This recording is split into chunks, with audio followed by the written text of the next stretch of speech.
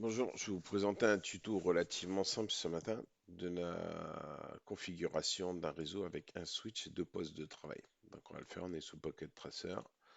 On va prendre un switch 2960, c'est un switch de niveau 2.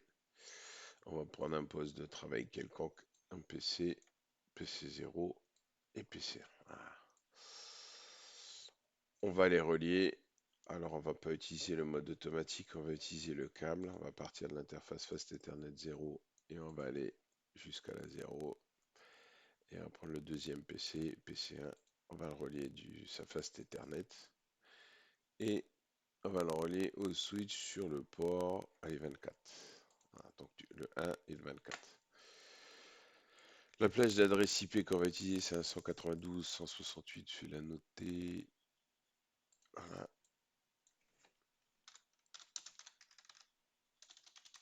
L'IP du réseau, c'est du 192.168.1.0/24. PC0 1.10. Le switch 0 168 1.20 et le PC1 192 168 1.30. Voilà, c'est parti. PC0, hop, config ici. On n'est pas statique. 192 168 1.10 et le masque voilà, à 0. Voilà, le PC a une adresse. Le PC1, pareil, config, on prend une adresse 192 168 1.30 et 3 fois 255. Ok. Voilà.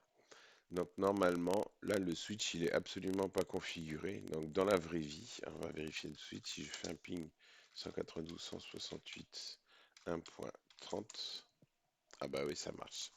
Alors chez Cisco, en fin de compte, et chez les autres, le switch est configuré par défaut avec tous les ports qui sont dans le mode Access sur le VLAN 1. On va définir autre chose parce qu'il faut qu'il y ait quand même de l'exercice.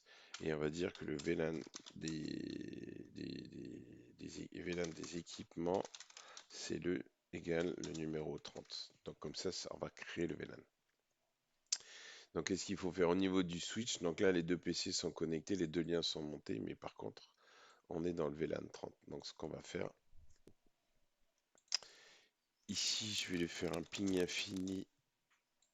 On va garder la même plage, ping-t 192 168 1.30. Ce qui va vous permettre de voir les changements qui sont faits lors des modifications.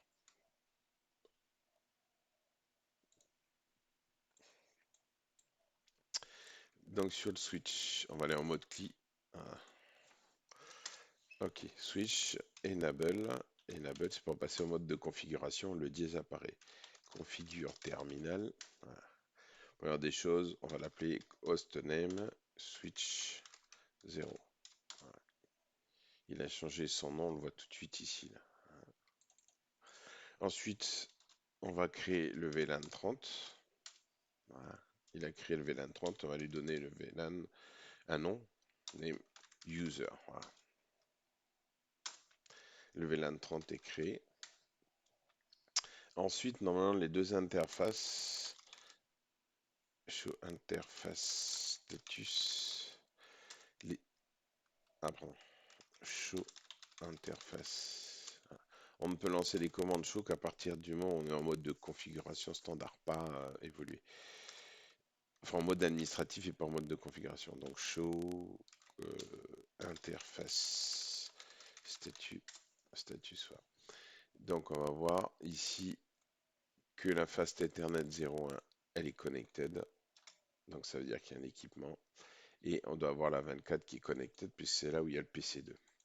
Donc, qu'est-ce qu'on va faire maintenant? On va dire que l'interface numéro 1 est dans le VLAN 30. Donc, configuration, interface Fast Ethernet 0/1. Description, c'est un mot-clé qui permet de donner une chaîne de caractères expliquant ce qu'il y a derrière. Description, donc PC0. Switch port mode access. Il est en mode access, mais on switch port access VLAN, le numéro de VLAN 30. À partir du moment où je vais valider ça, le ping entre les deux PC ne marchera plus. puisque les deux PC ne sont plus dans le même VLAN. On va donc faire la même chose pour l'interface 24, interface Fast Ethernet 0/24, description PC1, switch port mode access et switch port access VLAN 30. Et on va laisser le réseau va revenir.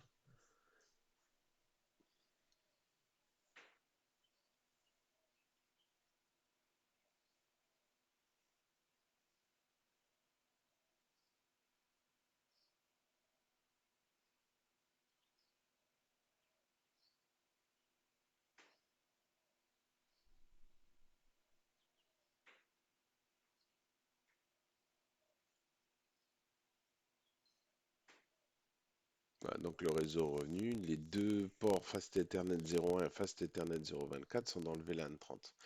Donc ça c'est déjà une bonne chose. Ensuite, on va prendre l'habitude de faire un write memory. Ça veut dire il va sauvegarder la running configuration dans la startup config. Ce qui fait que si on redémarre l'équipement, la configuration est conservée. Maintenant, on va regarder comment on doit faire pour un switch pour lui donner une adresse IP. Voilà. Puisque ça, c'est l'adresse IP que je veux lui donner. Donc là, si on regarde, show running configuration, hein, on a Fast Ethernet, on a le nom du switch, on a Fast Ethernet et on a le VLAN, interface VLAN 1 et elle n'a pas d'adresse IP. Ça, c'est l'interface basique de management. Donc nous, on est dans notre VLAN, c'est le 30. Donc si on veut mettre une adresse IP dans le VLAN 30, on fait un configure terminal, interface VLAN 30. On crée une interface de niveau 3. Voilà. Et IP adresse 192.168.1.20.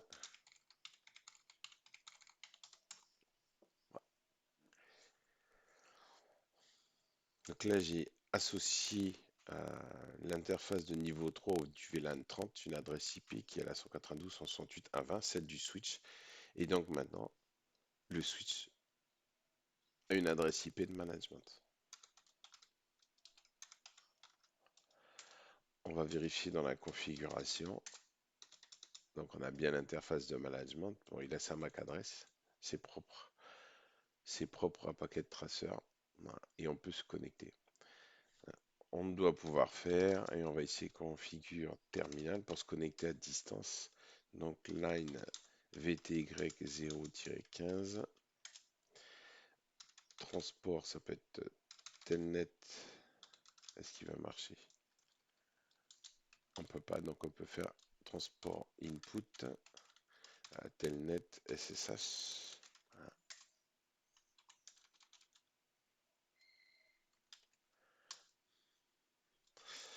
Et là, on devrait pouvoir, donc il n'y a pas de config, mais c'est la configuration qu'il faut faire. Desktop. Voilà. Donc on n'a plus besoin de ce type de commande. Telnet 192.168.1.20. Il est open, mais on n'a défini aucun moyen de se connecter dessus, aucun nom d'utilisateur pour se connecter dessus. On le fera dans une autre vidéo puisqu'il faudra mieux mettre du SSH pour faire de l'accès entre switch. On sauvegarde la configuration et c'est fini.